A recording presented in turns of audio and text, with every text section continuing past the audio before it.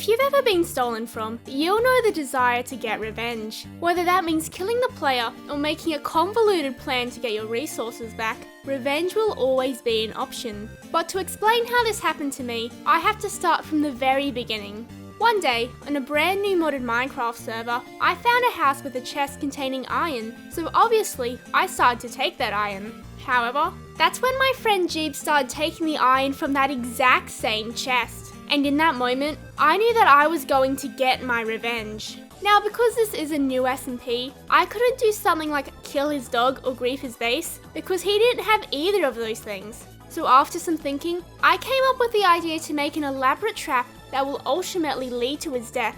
And by doing so, I'll be able to steal his resources. But before I could even start the construction, I needed to make some basic tools like a pickaxe, as this trap will be built underground. Now before I could start digging, I needed to choose a location that fits the criteria, being it's easy to find, it's easy to get to, and it's in an open area. But little did I know the answer was right in front of me, as spawn would be the perfect location. Whilst digging out the chosen area, I realised that I would need to choose what block to build the entrance out of. I knew that I wanted it to be something that's easy to get, and something burn-proof.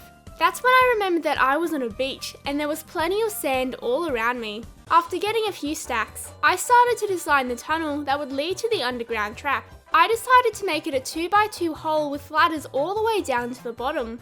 Now the reason for doing this is to not make any player suspicious, as a hole with no ladders would most likely cause a player to not even enter, meaning the trap would become worthless. However, it turns out I underestimated how much sand I would actually need, and consequently needed to get more. But now that inconvenience is out of the way, it was time to actually start building the tunnel to the hole. As I was digging, I came to the conclusion that I would need to use a different material for the roof, as the sand would just fall. I wanted it to be something simple and barely noticeable. That's when I realised stone would be the perfect material.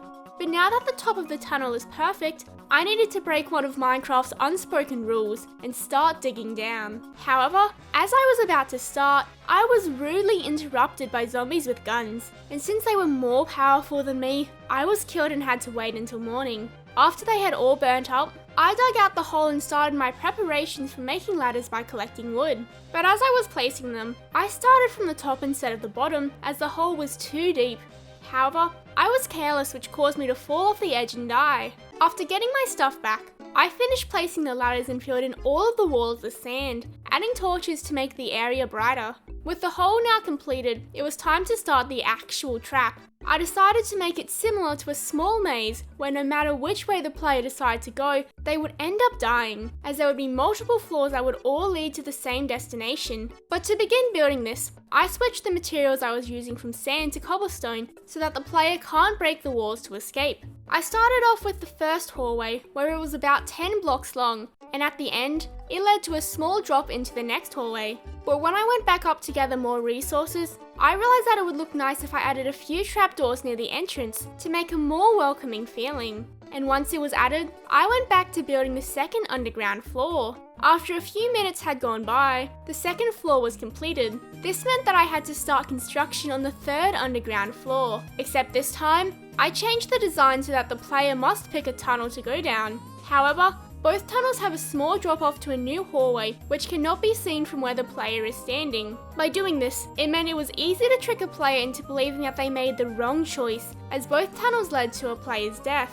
Now as a feature, I added a sign with a sad face at the bottom of the pit, even though it was very likely the participant wouldn't be able to see it. However, the first tunnel choice was now completed. This meant all I had to do now was to make an identical one for choice 2. After not long at all, the maze was entirely finished. This meant all I had to do now was convince Jeeb to come to spawn. I typed a few messages in chat without a response from him. I decided to wait to see if he would appear, but after 30 minutes, Jeeb did not end up coming. So I decided to look at his stream, only to see that he was at some random village. Now because I didn't have any other option, I travelled in a random direction in the hopes that I would eventually find him. But after travelling over 2,000 blocks, I ended up dying. And whilst on the way back to my stuff, Jeeb left the game and never returned. I then decided the best option was to just give up for the night. 2 days later, we were both online, so I asked Jeeb once again to come to spawn. This time he actually agreed, so I stayed there waiting for him. Unfortunately for me, I kept getting kicked off the server, causing me to rejoin several times, and after an hour of this, Jeeb never showed up. Whether that was because of my internet or he just didn't want to, he never went into the maze. However, 2 weeks later when we were playing on the SMP, he told me that he already knew about the maze and never intended to go into it. But don't worry, all hope was not lost, because a few days later, another player called Trinsy joined the server, and even though they had nothing to do with Jeeb stealing the iron, I managed to convince them to go inside the maze. But the only condition they set was that I needed to enter first, and since the beginning was safe, I happily agreed to this. After reaching the first underground floor, Trinsy took the lead as they decided to trust me, and after following close behind them, Trinsy eventually made their way to the 2 choices, and as I predicted, they tried to look down the tunnels to see which was the safest option, but since they couldn't see anything, they chose choice 1. However, when we got to the hole, they weren't convinced if it was safe to jump down, so I gave them a little push where they fell to their death. Now I thought that this would have been over, but Trinsy wanted to know where the other choice led, so they looked and were shocked when they found another identical death.